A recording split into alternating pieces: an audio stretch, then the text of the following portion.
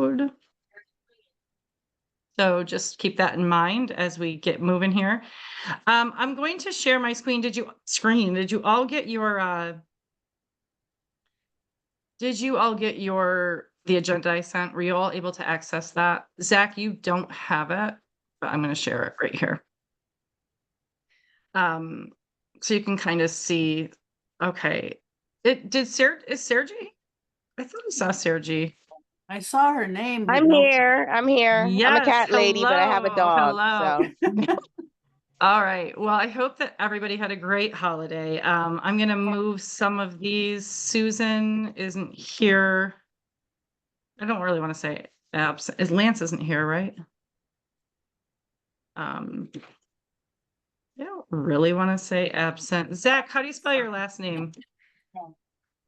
Theiler, it looks like. I see it. Just one. Yeah, Theiler, just one L. Perfect. Okay. Hey, Zach, do you say Thyler or Tyler or what? Tyler. Yeah, Thank you. Thank you. Ruth's last name is Thaler-Carter. So people always pronounce her name wrong. I get it. We can be a party of two, Zach, in defending the correct pronunciation of our names. That's right. Perfect. Love it. Zach, tell me again where you were based. I was kind of getting all my stuff together here. Where did you say you were based? I'm in DC. DC. Perfect. Okay. And so Stacy, go ahead. You need to move Solomon down to absent. Oh, thank you. You're right. I'll move them. Perfect. I'm acting as the secretary these days too. Okay. So I just put all of the dates on here. It's the first Tuesday of every month is what we're going to do. We're going to try not to move these. Did someone say something? I thought I heard something. We're going to try not to move these. So I would like to hopefully that we can commit to obviously you're not going to be committing to all 12 of these or 11 of these. I don't mean that, but I just don't want it to be a surprise. Oh, like, oh shoot, I didn't know we had a board meeting. So I just want to have them up so everybody can see them. I'm going to bring these to the meeting every single month. I know that I cannot make July 1st already. So I'm giving Ginny 6 months notice. Can you do that one for me, Ginny? Yes, as far as I know, that's great. No problem. Perfect. Thank you. I'm going to be in Ireland. So it's the time difference is going to be weird. So I won't be able to do it. Stacy, yeah. In the email message with the agenda and tonight's link, it says changed occurrences, and then it has February 4, June 3, July 1, August 5, September 2, November 4, and each one of those says canceled. Are those previous dates, or is that something we should check? Wait, you're not seeing what I have up on the screen right now? No, I'm looking at the email message that was the reminder for tonight. Yeah. And it has, it says that meetings on those dates were all canceled. I thought that was maybe old. I saw that too, but I was thinking it was the previous dates. I don't know what you're talking about, so I can't address it. I can investigate that. The meetings that are up there right now on the screen that I'm sharing that say first Tuesdays of the month, those are the correct dates. Yeah, but I'm not looking at that, and I'm looking at your email message from earlier, I think today, and toward the end of it, it says changed occurrences. Then it says February 4th canceled, June 3rd canceled, etc. But February 4th is the first Tuesday of next month. Yeah. So I was very confused. That is even more confusing to me because I don't know what that means. I will go back and check my email and see what wonky thing happened. I can't answer that. I don't know. So none of them are canceled. I don't know what that is. I'll have to go back and look. It's very bizarre to me. Okay. So thank you though for bringing, let me just do a check. Thank you for bringing it to my attention. I did copy this. I redo the agenda. I just make a copy from January. I did have to delete some things that were there on the, oh, maybe that's what it was. I did have to delete some. I just sort of took them off, the dates that were listed, although those were not, the Yeah, dates but weren't this is, listed. on- this is not, Yeah. what you're talking, what we're looking at is not email. I'm talking about today's email message with the agenda link and the Zoom link. So you might, Okay. Let me just see if I you can don't pull need, that up. there you go, see? Look toward the bottom. Look, no, go back up. All right, see where it says changed occurrences? Oh, yes. Yep, And you can it ignore those. says- So they Okay. are all right. I double booked myself. Okay, yes, I see what you're talking about. So I accidentally booked us twice for recurring meetings. So that is why those are, and then I had to go back and cancel them just so it wouldn't list it twice on the Zoom. So that's what that is. Yes. Okay. Okay, So those got are it. the correct dates. Thank you. Yes, those are the correct ones. Okay. Now I want to get off of that. I want to get off of that. Okay. So those are the correct dates. And if you have any that you know that you're going to be traveling or just can't get to, sooner the better, Mhm. is always great to know. We have enough people usually at every meeting, but just in case, if there's only 2 people showing up, we'll just cancel it because we won't have, we'll have to revisit anything we talk about that meeting anyway. So just kind of keep us updated on that. And that can go to me and Ginny. Ginny's the vice chair, assuming she's going to be the vice chair again in this uncontested election. Okay, so we're going to go to the membership with Sergi. Sergi is stepping down from sort of an official position where she's had some amazing promotions at work and is doing great things in her life, and she cannot commit to the monthly meetings and the work that we do here, but she is already doing a ton of work with the membership, and she has asked if she could stay on doing that. So I said, we can all talk about this. I said she could keep her title and she doesn't have to come to Absolutely. she doesn't have to come to the meetings. I don't want to make that a thing where everybody's like, oh yeah, I'm on the board, but I never have to come to the meetings. Because Sergi was going to step down, but she does so much with the membership update that I don't think anybody wants to take that on. I don't think anybody's wishing they had that title right now. So I'm gonna let her keep that if everybody else is okay with that. So I move that we let Sergey remain as our membership person, chair, whatever we need to call it. I second Yay. that. So that now with that behind us, let's get an update. Okay, so I do not have January's numbers, but in my handy dandy notebook here, I am looking at, hold on one second, I'm sorry. December's. In December, we had 513 members. And I'm looking at last year's numbers year over year. I feel like I'm doing business. I haven't done business in a while, but year over year, we had almost the same numbers. December of 23, we had 520 members, so almost the same amount.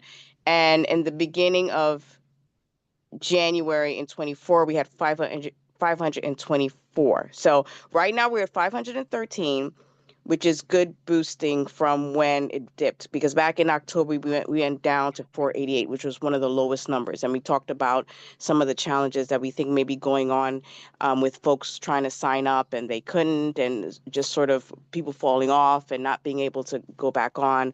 But right now we're pretty stable. So our official number now is 513 as of December, and I'm still waiting for January's numbers. And compared to last year, it seems pretty stable. That's about it. I haven't gone back in and followed up to see, like I had mentioned in a previous meeting, that if you go into our Gmail, I've started some conversations where folks have had some issues going back and signing up. So I have not done any follow up to see what and who needs to actually be followed up with, but those are most recent numbers. That's all I have. Great. And Oh, and it looks, our highest, which I would love to get back to, is in March of last year, where we were at 541. That was the most that we were at with the freelance community during my tenure. So that'd be great to get back to those numbers. okay.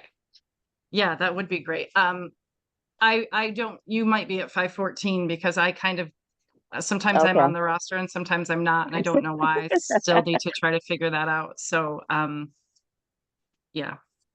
The Okay. elections are in full swing right now. Hillary Niles, the former chair of the, from 3 years ago, is running that. We need an outside person to do that. So she's been doing this for the last couple of years. You may have gotten the ballot. Did everybody get a ballot except for me? Everybody got one? Zach, are you part of the freelance community? Did you get a ballot? I don't believe I got a ballot. I don't know if I Okay. got one either. I got a notice about it, but I've been having problems getting back on the freelance community after I re-upped. Solomon, Oh, Hey, Solomon. That the wind has been crazy with the internet. So are you saying you're not, you're not considered a freelance community member? I rejoined because they were having a hard time taking my payment for like the longest. And then it Right. finally went through after, a ton of tries. And I rejoined the freelance community, but sometimes it doesn't show up. It's not consistent. Yeah, and I'm really worried about whether our records are accurate or not. yeah, they're definitely not. It's just how off are they? Right. And I do see you on Ah. December's roster, Solomon. So you're there for now, at least. Okay, thank you. That's how long it took me to pay. And that was after 4 months of trying to give them my money. So Right. Wow. good. Okay. Well, if you did get a ballot, hopefully you voted. I have not gotten a ballot, so and I was on the roster last month, so now I'm not. I don't know. I got to figure that out. But if you have not gotten one and think you should have gotten one, I guess we'll talk to you, Sergey. Should they reach out to you? If they're not on, what was your question? I'm sorry. If any board member sitting here, or Zach, if he's an SPJ member, and part of the freelance community, anybody who is here at this meeting should have gotten a ballot. If they have not Right. gotten a ballot, they should reach out to you, or do you want me to have them reach out to Hillary? Can you guess it have should be of you. us both? Yeah, Okay. yeah. And I don't see you on December's Great. roster. Okay. So yeah. Okay. So if you did not So get a ballot, you might want to have them check their junk mail because the email comes from a different address than like regular SPJ stuff, from my understanding, from what I saw. So I got an email about the voting, but I don't remember seeing the ballot. So I'll double check and see if it went to junk. it might be, when I say ballot, it might be just the email showing you how to vote. I don't know, because I didn't get one. I don't know what it It looks was like. an email message with a link to the ballot, but I Perfect. Yeah, don't you gotta- remember the sender. I don't remember You if have it to was click- Hillary or something from SPJ. Okay. Okay. So there's a link in that email. There should be a link in that email that you click on to vote. Click to the ballot, right? Yeah, Yeah. Okay. Okay. So if you do have any issues with that, you can email Sergey and Hillary. If you do not have their emails, I can get those to you. Actually, let me just put those right here. Is it Niles Media? Is that right? hold Sergey, on, I what's your email, Sergey? Are you there? You're on mute. Okay, well, you can just email me. Oh, I'm It's fine. sorry. I was talking. I was muted. Oh, that's Should I okay. just drop No, it in the chat or? sure, that would be great. Yeah. Okay, so if you don't Okay, have okay. it, perfect. Uh, Okay, just put it in Okay, the chat. great, thank you. So answering emails, we're trying to do this where one person stays on for a whole month. rather than having one person do it for the whole year, or everybody think everybody else is doing it and then nobody does it. So I'm doing January, Ginny is February, Sergey's March, and we'll take volunteers for April, May, June. If you know, like, oh, June's my easiest month, maybe I'll do it then. It's not a ton of work. There's only really been one email so far in January. It was actually Zach. It was actually Zach asking to join this meeting. So there's not a ton of stuff. It's just checking it a couple times a week. It does not have to be checked every day, just checking it a couple times a week and before the monthly meetings for anybody who's requested the access, the Zoom details. Does anybody want to volunteer for April? I could do May or June. Can Is I that Ruth? volunteer for April, even though I'm not official yet? You're official. Okay. Okay. James. And then who said May or June? Ruth. Ruth. You're stepping down though, Ruth, aren't you? Well, I thought I said I wasn't sure, and then I thought I'd like to stay on. I just don't want to have a very formal role. But when I looked at the ballot and there was no one there for secretary, I did a write-in. So if I end up getting elected, I can help with the emails and Okay. and I would think if we urgently need somebody, it could be kind of like Sergey, where I may not be on the board, but I'm still willing to help with answering messages. Okay. Alexandra, are you not on the ballot for secretary? Honestly, I contacted a couple people about registering myself, and then there were numerous emails that I just have not gotten to yet. So I will do that if there's a way to bypass all of that right now and just talk with you, or if there's a way to get past the formal process, then that would be awesome. But yeah, I'm not on the ballot yet. I was considering. I'm really eager to do one of the social media related positions, but I know somebody's already running for that and I don't want to step on anybody's toes. And you announced just now that it was uncontested. I don't want to rain on that parade. So, We're okay if it's contested, but it is too late to enter at this point. Yeah. Nicole is running for publicity coordinator, and I think that you, that was the one you were interested in. It doesn't mean that you can't do that too. You know what I mean? It doesn't mean that people can't work together. I've done lots of different things. Everybody on this board has done lots of different things, and stepped in when needed. So I'm going to just let it sit until election results come in and we can kind of see where we are and what positions. It might just be your first year as an at-large member. So Sure. we'll see. Yeah. And it probably will shake up again next year. There's probably going to be a couple people who drop off from the board next year, other people who will want to run, just like we have you and James this year. Maybe we'll have Zach next year run. You see, I'm already trying to recruit you, Zach. Just you're here, so. I have a quick I love question. it. Thanks. I don't want to Yeah, drag the so- meeting in a weird direction, but do we have a provisional way to appoint someone to a position if it doesn't get filled?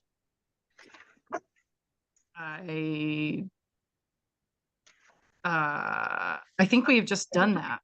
I don't know if we've done anything formal. I think we have just, if it was open, and somebody wanted it, we gave it to them.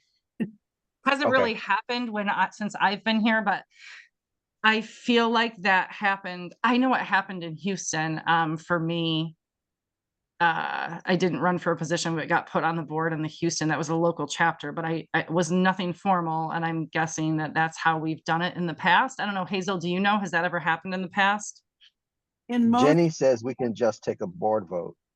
in Okay. most organizations, the board can appoint somebody to fill a position that's open as long as nobody objects. Okay, great. Okay. Great. So yeah, Sounds good. Zach, there are open positions. If you want to step in, we will come to our next meeting and we'll see what's open. We'd love to have you.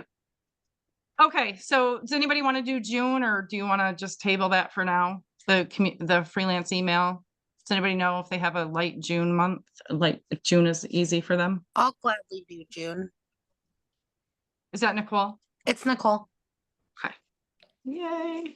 I don't know how any of your months are easy right now, but we'll thank you for saying that, but you're going to do June. So I listed for webinars. So Alex, James, Zach, we do webinars, educational webinars for freelancers a few times a year. I listed all of the months here because obviously we're not going to fill them all up, but I just wanted to put them all here instead of just deciding ahead of time which month we're going to do it. If we do 2 months in a row and then we miss 2 months, who cares? That's fine. We want to try to get as many as we can without burning ourselves out. There's a magic number in there somewhere. I'm not sure we've hit that yet. I felt like we were a little bit burned out last year, and we did 9 the year before, which was a lot because we did 9 in addition to the in-person conference. That was, I felt like a lot. So maybe somewhere between 6 and 8's a good number, but if we did 4 or 5, also great. I mean, any is great. I know that May is going to be my easiest month of the year, so I'm just going to put myself into doing one in May. And this is not, go ahead. I'd like to take April. Is that Ruth? Yeah. Okay. So there we have it. We have 2 in a row, which is great. So I want to make it clear that for the webinars, you're coordinating it. You're the coordinator. So to coordinate it, we need you to commit to that month. So pick a month that's not going to be crazy busy for you. And you're going to find 1 or 2 experts. 1 expert's totally fine for your webinar topic. If you have 2, that's great. Sometimes that depends on the topic. Sometimes it gets a little bit muddy with too many people, but 1 or 2, I wouldn't have 3. You just need to find the person. You don't have to know them. You just have to reach out to them, get them to say, yes, we do not offer a stipend. We do not offer any compensation for speakers. So it's an hour of their time to come and talk to us about their expertise, give us their inside information, if you will, on the topic. So then we need you to schedule the experts in the webinar itself. So you'll need to look at the Zoom calendar, which if you don't have access to it and you've signed up, I'll get you access to it. You'll need to schedule the Zoom webinar. You'll need to work with the people, the person that you found as the expert, make sure that day and time works for them. They might say, okay, I can only do it on these 2 days, and those 2 days are already booked. Well, then we're gonna have to push them to another month if we want to keep that person as a webinar expert. So not all times are available, and this Zoom account is shared between, I don't know, 8 different boards, right? Like, so different chapters have it, different people have it, where they use it. It's a shared SPJ Zoom. So that's really what you need to be doing with this as the coordinator. And then you're going to moderate the session. So you'll welcome everybody in, you'll introduce the guests, then let them introduce themselves. You don't have to go long into that. You can just introduce them. And then if you see people have questions raised in the chat, or their hands raised in the chat or anything like that, they want to ask a question, you can sort of monitor those questions and feed them to the expert as we get going. If you want to do this, but you would rather wait and watch someone else do it first, then maybe choose after April. Do we have recordings of some of the past ones, Stacy, that people We can- do. We do on our YouTube channel. I actually assume that they're all on there. I haven't actually checked if they are all on there. Some of them are. They should be on there. So yeah, you can go back and check some of those. You can also you can just let us, if you have an idea for one, let us know. We'll know if we've done it or not, but you could also go look at some of those to see the kind of topics we've done. So again, the coordinator does not need to be an expert on the webinar topic at all. You just have to coordinate the experts, having them show up, reminding them when it's happening, getting them scheduled, that sort of thing. We also are going to need a volunteer, which we won't schedule yet until the Zoom is scheduled. Until the webinar is scheduled, we won't schedule the tech person, but the tech side is basically ironing out any tweaks that might happen on the day. So I've actually never been a tech person on this, so I'm not going to talk too much about that because I don't know too much about that. Has anybody here been a tech person on one of these who can share a little bit? Hazel, I know, has. Let's see here. I actually have written out a document that lays out what people might want to be doing as the tech person. And when I do tech, I sometimes forget to do some of those things. Mhm. So, but I also wanted to steal Stacy's idea and put Alex on the spot and see if we can get Ann Telnace. Oh Would my you lord. You're good. would you interview her? Yes, and actually, I have a cartoon due tomorrow for my publication, and there's a whole trend, so I'm not just kissing up, but there's a whole trend in the political cartooning group of the two of us, to make cartoons about her. So I will be pushing a cartoon about her out tomorrow that I can use as leverage. So oh my gosh, I would. Frankly, if we're gonna do that, we need to like email her as soon as humanly possible because she's probably getting a lot of invites just like this.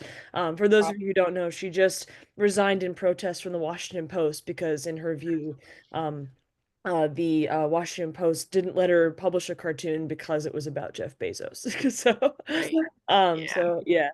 So yeah, I would love to help with that. I asked her to like be a mentor for me once, and I could have done it more artfully than just coming out and asking because I know you're supposed to use special language for that. And she said she was really busy. So I don't know what her life and schedule look like, but it's definitely worth a try for sure. Cool. And that's one of the working ideas that Alexandra suggested a couple meetings ago, not even last meeting, it was a couple meetings ago about I think this all of it could be together, right? We could have her, you, I think if you coordinate this one, I think you could also be part of this one though. There's kind of a rare circumstance because it's such a niche what you do, that you don't have to just kind of sit by and we'd like you to be part of it too as part of a host, as one of the experts. And that was just, and that can happen anytime. If she's available sooner, if we want to do it in the end of January, February, anytime like that, I'm happy to push these out as soon as possible. So just keep us posted on that. All you have to do really, Alexandra, just email me and Ginny. Now you can email all of us if you want. It's fine. And just tell us what you've got going. If there's a date that works, and we'll figure it out. And I'll put it on the Zoom calendar for you. Totally. So yeah, that would be great. Sure. And just curious, and I promise I'm not just mentioning it because I want to say that I'm like a director of this organization as of 7 days ago, but the Association of American Editorial Cartoonists has taken a lead role in, encouraging people to care about her situation and publicizing it and are pushing everybody do a cartoon about it. And they might be able to give us some credibility, frankly, with getting her to do it. Oh, yeah. If we offer to partner with them. So would we be interested in that? I know there's value in just us doing it, but I worry that we're going to need more firepower to get her to do it, especially. I'm okay with partnering. What does everybody else think? I Yes. think it's a great idea. Okay. Okay. I'm gonna write it down. Yes. Awesome. I Yes. will send that email. There's a meeting of that group on Friday, so I'll send the email and hopefully it can be an action item on that meeting before we open. Awesome. Thank you. Great. Yay. Look at us off and running. Alexandra's not even officially on the board yet, and look what's happening. I love it. Forgot to run for something. It's still working. I love it. And You'll be on the board even if you didn't run. Hazel, I'm just looking in the chat. You said you suggest somebody put the meetings on the SPJ calendar. What meetings are you talking about? our board meetings. There are, on the SPJ calendar. I got you. I just put them on the Zoom. I'm happy to do that. Okay, thank you, Nicole. So Nicole will do that. Nicole, thanks for bringing that up, Hazel. I always like in my head, I just put it on the Zoom and I think I'm done. Okay, I'm just gonna go kind of quick through the chat. Okay, so these are some ideas that I had 30 minutes of brain time with myself. And I just came up with a few ideas just to sort of offer different things, different ideas. Some of them are same of things that we've offered in the past. I'm just putting my initials next to them just so we can be like, oh, who came up with that idea? Like, why I want to talk about that. So obviously I know I did these, but if you put in, if I'm going to put this on a document in shared Google Docs where you can add to it. If you add to it, I just want you to put your initials so that if we're like at a meeting, like who put that on there and you don't happen to be there, but we want to talk about it. I just want to know, you know, who thinks they can find experts for that, who's pitching that one. I just put something in the chat about item 8, the $1,000 story.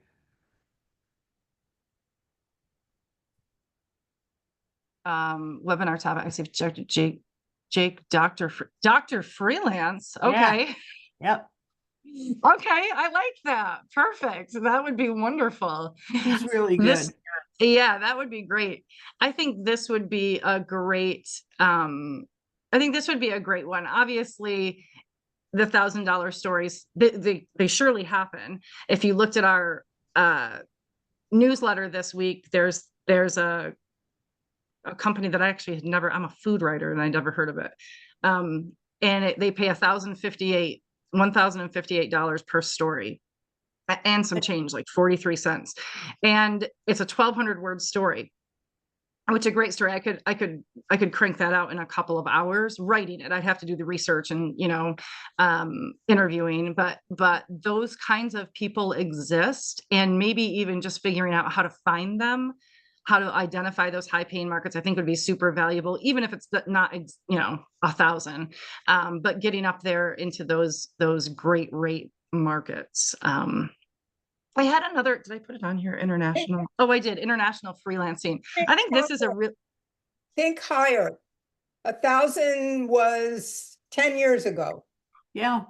For me, 10 years ago, if I set my sights on 1,000 per piece, that's would be ideal. And I worked my way up and got it. So I do think there are some stories that are worth well over 1,000. Yeah. And I think just in general, though, if you talk to freelancers, like who's working, right? Like Solomon's working as a freelancer. Are you getting $1,000 per story right now, Solomon? Not on a regular. Like I'm in the beginning of my career, so I moved up from like the little crappy ones to like, you know, and then I also work with small publications that don't have much money. So 480, 500. I got a $2,000 story not too long ago. I got 1,500 from some other places. But that's like special. So, and I didn't mean to put you on the spot like that, but I just meant, I do feel like most freelancers, or many freelancers, are not churning out $1,000 stories on the weekly basis. That's not something you get. That's like a rare exception if somebody has something that they have left over from some budget or something. It can depend. I don't want to go into it because it would be good for the webinar, but it can depend on whether you have a specialty. It can depend on the markets you're looking for and finding. So it's not a big leap from the past, and it's getting harder and harder to get even $1 a word these days. But I think it's something worth trying for and talking about. Yeah, and if we want to change that to the $2,000 story, I just want to make it accessible. If somebody's making, you know, if somebody's churning out 4 stories a week and they're $400 or $500 stories, I just want to make it so, oh, a $2,000 story might seem out of reach. It shouldn't be out of reach, but the semantics are involved here too. And this is different for very established freelancers. This is not going to be something they're necessarily gonna attend, right? People who are already making this and doing this and know how to find the high paying markets. Ruth knows how to do that. She's probably not going to get too much out of that webinar, but there's a lot of people, especially new freelancers, because they've been let go from their newspapers and their magazines. So they do not know anything about how to freelance and what rates to charge. And I also say it depends on how people are freelancing. So that might be something you can talk about in the seminar. Like people who are doing daily stuff or trying to do pickups and stuff like that, you know, that's different than like writing a feature. Yeah, that's part of my point. And that's something Jake could address. Yeah. And that would be, I think there's a lot of stuff in there that we could even talk about before that happens. And maybe even, if he wants to be our expert, maybe even talk a little bit with him ahead of time about what people Yeah, Uh, I would do that. I would Yeah, great. Yeah, consult I with think him that's beforehand. definitely something about that they should And include I in think that. also I would add in there too, like when to charge by an hourly rate, Yeah. right? I Or, would- I or a think- I- yearly rate. I have a yearly rate. I just divvy it up. I divide it by 12 and that's how much I get a month for a digital editor job. But if I work 20 hours a month on that, I'm getting a lot of money per hour. But if 1 month it takes me 75 hours, it's a lot less, right? So, but there's value in that. We don't need to go into all that now. The other ideas that I have on here are how journalists use AI, where to find story ideas, mastering the freelance hustle, time management, productivity tips and tools. I think that would be good. That sometimes makes it into the sessions at the in the in-person conference in September. It's actually gonna be October this year. I don't know why I said September. International freelancing. I think this is an untapped market. I think a lot of people could I've written international and they usually pay better than local publications. And then data-driven journalism for freelancers. I don't do this, but I thought this could be a good one for a good seminar to kind of get those journalists involved. And then the freelance toolkit, which could be a little bit that could kind of go in with the mastering the freelance hustle, but just different productivity tools, organizational tools, apps, things like that. I think that people use that we could kind of collect ahead of time, and then we'll get an expert to talk about them, how to use them, what they are. I think those could all be pretty good. Also, the first person essays that you can sell. I love that idea. I would love to do that one. Because everybody has a story. Everybody has a lot of stories, actually. And how do you turn your first person essay into something you can sell? And I think that would be a great webinar. I would attend that one if I saw that somewhere. I'd pay for that one. Stacy, you have two people with their hands up. James and Alex both have their. Okay. James was I first. can't. Thanks, Alex. I just wanted to say I definitely want to do a webinar. I'm not too sure when I would be available because like my life is kind of in transition right now because like I go back to school in August, but I don't know if I'm gonna be able to move to DC in August or earlier. It just depends on the opportunities that I get down there. But I'm for sure interested in a webinar. And one idea that I had was something geared towards more people who are like interested in going into freelancing or like how to get into the business, I think would be really cool, especially because for like younger members or people who may be coming out of college, who are thinking, could this be a path for me? Or do I have to go a more traditional route? Freelancing 101. Yeah, like a freelancing 101. And I know the Institute of Independent Journalists, I've worked with them quite a bit. They do things like that. Like I took the freelance business course with Catherine in July and then in the fall, and that was like really great. And I know they do a lot of stuff with like getting into freelancing. So that might be an avenue for collaboration or to pull some experts for their team. So that's just some of my thoughts on that. Yeah, I do great. freelancing 101 for a number of organizations, and Mhm. the one coming up, probably, I haven't gotten confirmation yet, but last year I did that topic aiming at students still in college for Mhm. College Media Association. And I've pitched something similar for this year's conference in New York, which, Nicole, that's in February, right? Last couple days of February. Yeah, it's the last week in February. Yeah. That's kind of my baby. Yeah, Okay, I think so- that's great. So I'm gonna just copy and paste these into a Google Doc that you can all access. Feel free to get in there and do it. I'll send a link. You all have access to it. And we can, I would say the next meeting, we can just kind of revisit which ones are coming up, which one does somebody want to do. Stacy, let's add something, and this now gives us way more than we probably can do in the year, but let's add something about incorporating diversity or inclusion into freelance work.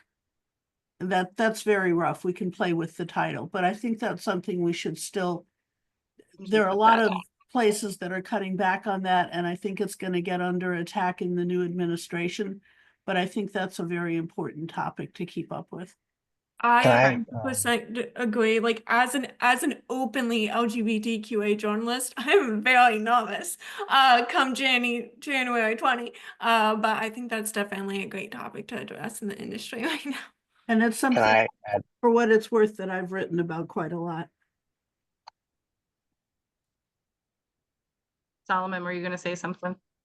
Oh, yeah, I was just gonna say that, uh, working with like the NABJ and stuff like that, would probably be something that would be good too, because that's something that we can, use as a resource. Because Oh, yeah. a lot of publications, for people of color and for marginalized communities, they have their own publications, and a lot of freelance journalists don't know that they exist, and those are places where you can work. Yep. So, everybody wants to go to, Washington Post and the New York Times, but, when you're in your beginning of your career, or you're just trying to supplement your income, writing for small local publications, there's like a lot of Jewish journals that I've worked with. There's Black publications, Hispanic publications, Asian publications, and that's something that doesn't get talked about or incorporated, especially for freelancers, because Yeah. that's a resource that most ignore. Yeah, that's And a that's great one of the things topic. I always focus on, especially because I'm part of NABJ and I've written for every Black paper in St. Louis, and I copy edit for the Amsterdam News and various So other that, outlets. yeah, and it's really Um, a good place to start for a lot of Yep. people too. Yeah, wonderful. great. Thank you, Solomon. Yeah, I agree. Alex has had her hand up. Oh yeah, we were talking about AI centric webinars, and I have been so curious to hear from journalists where if there's any ethical uses of AI in journalism, because I was just walking by my mom's computer yesterday and I saw that the Washington Post now has this function where you can get the whole article summarized by AI.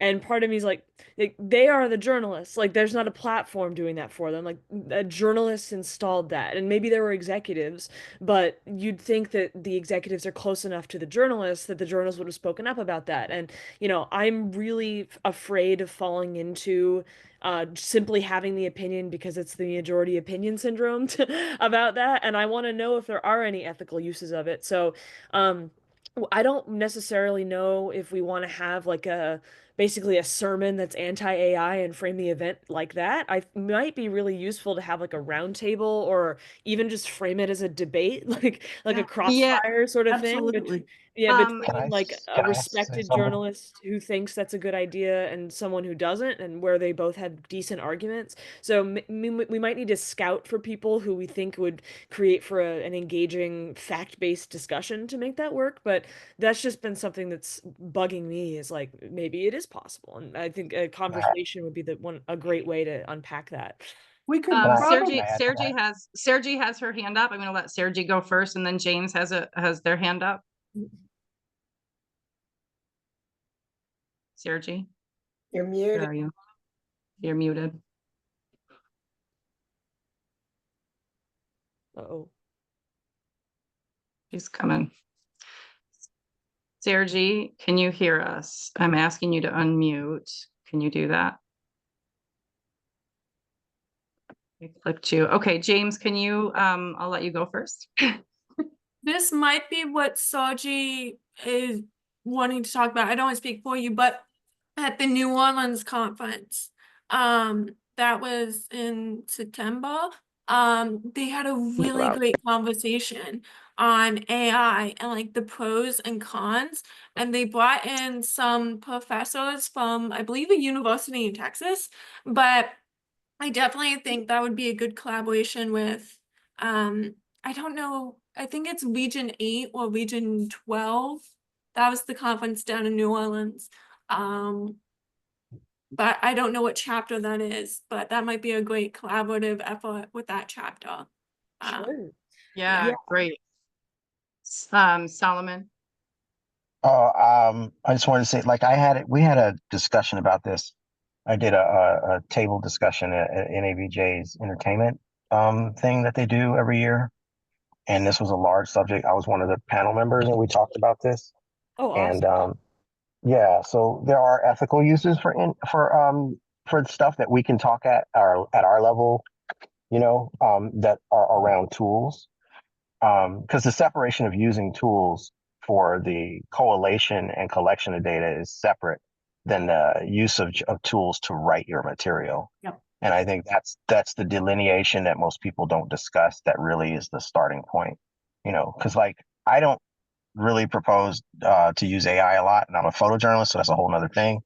But I have been playing with those types of tools to do things like outlines and organize notes and bullet points. There's a lot of useful tools that people don't that are even inside of regular tools you use every day. So like really discussing that, I think, is a good place to start as a starting point. That delineation point about using tools in your everyday work and discussing how that's separate than writing it. Like a lot of these newspapers have policies where you cannot use it to write at all. Don't even get close. Yeah. But they don't have any policies on using it to organize your notes, collect your notes. And we use it every day. If you're using a voice recorder to do a transcript, you're using an AI tool, right? Which is now in iPhone apps that do voice recording and all of these other apps. So I think that there's a lot of space for us to be able to discuss that to a beginning audience that's just wondering what is AI and how do I use these tools without getting myself burned. Yeah, and just to throw this in there very quickly, we did a whole webinar on this on journalists using AI with Sri Srinivasan, who is one of the leading experts on AI with journalism, and he was formerly with Columbia University. We did this, but it was very much just scratch the surface. It was an hour and a half or so, or an hour of a lot of discussion about AI, but certainly there are ethical uses of AI in journalism. And this is, again, I'm going to say it again. I do think that this doesn't have to be the opinion of the board. I know it's being recorded, so I'm not going to say this, but personally, I think you got to get on board or you'll get left behind. So you've got to figure out how to use it as a journalist, because there's going to be journalists who do figure out how to use it, how to have it help them, and obviously not write the story for them, but we want we want to push that out. We want to get that out there for our journalists. Sergi, what were you going to say? Can you hear me Yes, now? Okay. I can hear. Can you hear me? Yep. Yes, we can. Okay, so I've been reluctant to bring this up, but I'm not sure why. But I was thinking something, and I'm not sure if we covered this in some aspect, but just parenting and freelancing. Lots of mothers and fathers out there. How do they Life juggle that? balance. Time management, that sort of a thing. I'm not sure if that is of interest. We're going to put it down. And I think rather than call it parenting, because that would leave out those of us who don't have kids, make it work-life For balance babies? and make that part of it. Okay. I like that work-life balance. I know I it's got somewhat one of a more. cliche, it's used a lot, but I'm not seeing it as much now as I did a year ago. So it's Yeah. probably something that would be worth bringing up again. I kind of wanted to recommend one more that I think that is becoming a little bit more urgent in the time is newsletters. There are a lot of people that we all know that write newsletters about how to get jobs, but there's also, a lot of journalists who worked at major publications that have gotten laid off or left are making newsletters to supplement their income, and they are making money. They're not making hand over fist money, but as freelancers, it's all about added value. And I think that's something that we really should discuss, because it's something that's within the realm of a lot of freelancers at different levels. I mean, you can So do so that. what should I call this? Newsletter writing, newsletters for freelancers, or what would you? I like this idea. I would say more like newsletters for freelancers, because you can write newsletters for clients, but this is about writing a I gotcha. newsletter One's for own. freelance. Publishing Yeah. one's own. Yeah, because there's a lot of news, especially politics, are going to come up, and you're going to see people. I had a professor who's a wonderful professor, and that I did not do well in her class, but she's a wonderful professor, and she started out with a newsletter that she had that was really important about immigration, and just sending this out and collecting this information. And there's new political newsletters that are coming out all the time. Politico is actually during their playbook thing that they were recruiting people for. People see the value in it because it directly reaches your audience. Yeah. And And I think I want to make sure that we tie in that somehow in this title. We're not going to decide on the title right now, but rather than just newsletters for freelancers, tied in like newsletters as a moneymaker. I don't want to call it that because that's yucky, Yeah, but to supplement something like your that, income. so that people understand supplemental. what that's about. Alexandra, do you have your hand raised? I can't see everybody at one time. Oh. Yes, Alexandra. Yeah, I did. Oh, just Solomon's idea made me think. So, we'll keep the bio in this short, but my day job is like educational consulting, teaching people writing, middle school through college primarily, and I am constantly confronted with parents telling me they want me to write the kids' essays for them, and I have to say no repeatedly. No, no. I'm actually quitting a gig because it turned out to be that was something they wanted me to do, and I'm not okay with that. So. That's been at the forefront of my mind recently. And I've been wondering, like, I'm sounding similar to a second ago. Are there any ethical freelance opportunities that do involve writing stuff for people? And I think there are, like, there's worlds I can imagine where the author's name and identity don't matter. It's just copywriting, like copy for websites, frankly doing what people are using AI to do. And then that raises other questions like, oh, are there actually any jobs open there because AI is taking them? But I'm Well, curious about that, especially there's given ghostwriting. There's always been ghostwriting, and right. there have been situations where I know years ago when I worked for the Argus, I wrote all of the publisher's columns, all of his op-ed pieces, and they appeared under his name, but I did the writing. Right. And it was just one of the things that one of the reporters was stuck with doing. So there are ways of doing that, and some of them you yield to somebody else's name, and some of them it's just it's an op-ed or an editorial without the writer's name and without anybody else's name, so that we could look at what some of those possibilities are. Totally, absolutely. And yeah, there's some ghostwriting opportunities that would fall into that too. So, I brought it up because, I would not think of newsletters as, something, journalistically focused. I was worried about mine also not being that. But yes, we're all figuring out ways to make money. So, that is something I'm particularly interested in. Okay, it's almost well, it is 7 o'clock. I'm gonna kind of quickly go through these. I think you guys know that I write a newsletter. I sign it Tangi. I write 2 newsletters a week, and it's all written as Tangi. It's just a couple paragraphs, and I have to do all the writing of the articles within the newsletter, which I put my name on, but I actually sign the actual newsletter as somebody else's name. Solomon, your hand is raised, or did you not put it down from before? No, I was going to say also with her referring to the ghost writing. The other thing too is that there's speech writing. A lot of journalists I go into love speech that. writing. Yeah. There's an institute that's not too far from USC. I was looking for some places to talk to about that, and they actually have people who are doing speech writing, and that's it. That's very much like ghostwriting. I mean, your name's not on it. You collaborate with the client, but at the end of the day, you're writing it. The client has input. Speech writing. And then the other thing is that there's this new thing between newsletters and trade publications where a lot of trades have their own websites. So it's kind of like writing website copy, but you're actually writing these journalistic articles for them. And they are oftentimes not signed. So it's very similar to that kind of writing. And you use the same journalistic principles that you would if you were writing an article, but you're doing it for a client. With this discussion, I'm going to say, because everybody has jumped in on this, I'm going to say that this one should be one of our first webinars. There's clearly a lot of interest in this, just among our own board members we're all successful freelancers, and we are interested in this. I would move to get this to be one of our earlier webinars. I'm just going to throw that out there. We don't have to decide that today, but I love the debate and the discussion about this. I've loved this meeting. It's very lively. Before we go away from each other, I want to give James the floor. James has asked to talk about our social media presence. and how we can improve it. Susan, who isn't here at the meeting, she is stepping down from an official position, but she is going to continue managing. Is it called Blue Sky? Am I saying that right? Okay, that one, Yeah. as well as X. She doesn't do as much with Facebook. And I do think we have a lot of people on our Facebook. I mean, we do have a lot of interaction there. So we want to talk. I guess I'm going to just hand it over to James to talk a little bit about this and your ideas.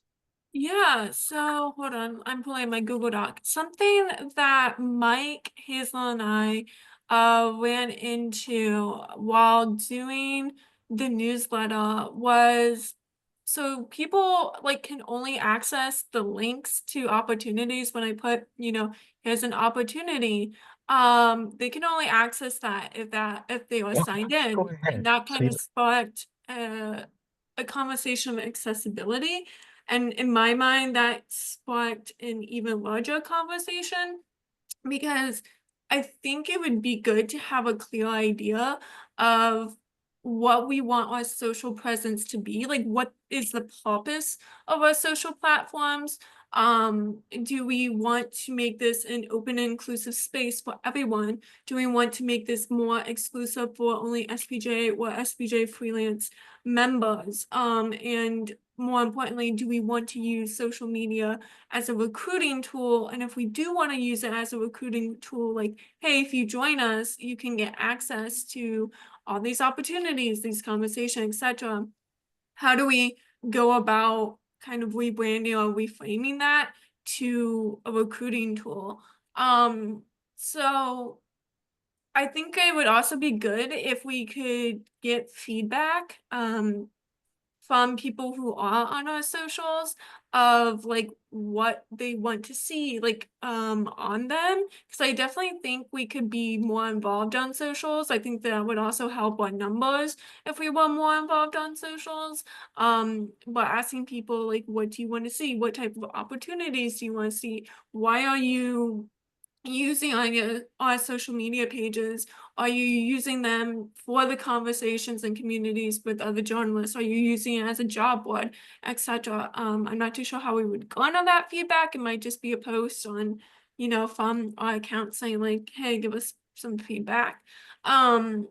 And also just thinking overall, like how we can improve our brand presence and like think about things like accessibility and yeah, things like that, and just like how we want to exist on socials and how we can use these tools effectively in the organizations, if that makes sense. I love it. So this is, I wish Susan was here, because I think it would be, even though she has stepped down, she is going to stick around on the social media side. But I think this is a great conversation that I'd like to talk a lot more about, James. And we could probably talk an hour on it, so we won't do it for an entire meeting. But maybe you and I and Susan and anybody else who's in this meeting right now who wants to join that, maybe we could sit and really discuss. Hazel will want to be there too. Discuss where we want to go with social. I do think that we need to make some changes in that. I'm not I think we need to revisit our presence on X. I know we have a lot of, I know Susan's really built that up. I'm not sure how tied to it she is anymore, but it's a you know what's going on with X. I'm not going to get too into it right now. So I think we should have that conversation. I can send Alexander, do you mean you want to have a conversation with us? You want to join it? I would Is that love what to you're join saying? that. Perfect. Also, Okay. just to quickly jump in, like, I know I was saying, oh man, I really wanted to be involved with the social media. Honestly, just I loved the idea of getting super creative with it and, thinking about some of the issues that James has raised. And I don't Yeah. need to contest an uncontested election to volunteer some of those ideas and volunteer hand-drawn illustrations, for example. So if that would ever be interesting, like, I don't know, political cartoons for free about the state of the industry, I'd love to do something like that. I could try Yeah. that in as something we can do is comment on the world around us and make the fact that we're aware and having those conversations something that we're using to bring in interest, if people share those concerns. So anyway, I want to be involved, and just some introspection that I was doing about why I Yeah. like that position. I think it's outstanding. And Nicole, I've pulled this up. I think you guys can see this, or you all can see this. I say guys a lot. I'm sorry. Where Nicole said she is the publicity coordinator. She'd love to be involved as this, and just revamp some social stuff and create regular posts about what's happening with our community. And I think that's great. I think we should do some more self-promotion, not individual self-promotion, but what our freelance community is doing across all social media. So I think this will be so she wants to be involved too. So we've got 6 people so far who want to be part of that conversation. So I love it. So maybe we can schedule another meeting coming up. Maybe I can send out a, what are they called? Doodle polls. What are they called? Is that what they call the doodles Yep. where you have to pick out? Yep. Is that right? Yes. Okay. God, I haven't used one in a long time. I'll send that out to see what time works for everybody. And if you decide you want to be in it, and send me an email and I'll add you And to I that. think, Stacy, where you say, how do we want to exist? I would say, how and where do we want to exist? Yes, exactly. That's Unless a good. that's implied. That is. I want to put it in there because I think it's really important to think about Meta, X, all of it. I think we need to think about where we need to be we are objective journalists, and we need to be an objective organization. And that is getting harder and harder to do on social media, I think, as an entity, just by being on the social media. So, okay, we don't need to talk about, we're over time anyway, ideas for national convention workshops, because we just listed 14 up here.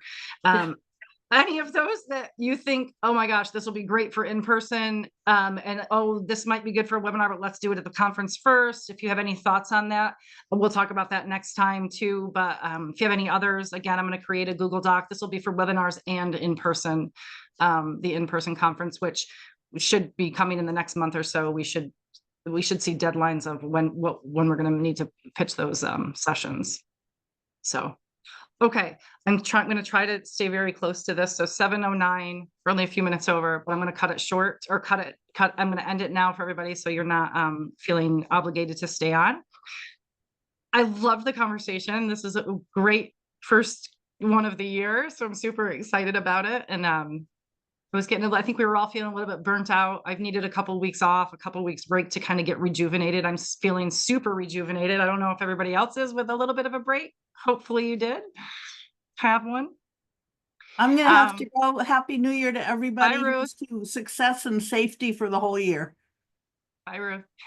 Bye, Ruth. Okay, I so wanted to say something really quick. Okay, do you want to record it, or should I stop recording? You can record it. I just wanted to thank Ruth for taking the time to speaking with me.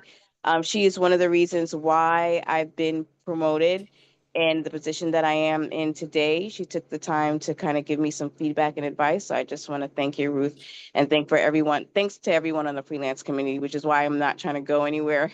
I will contribute as much as I can. Love it. And just want to thank you guys. Thank you. Awesome. Thank you, Ruth. I love it. And Ruth just left, so you're going to have to say that again in February. Okay. I'm going to stop recording. If you want to stay on this, hold on a second.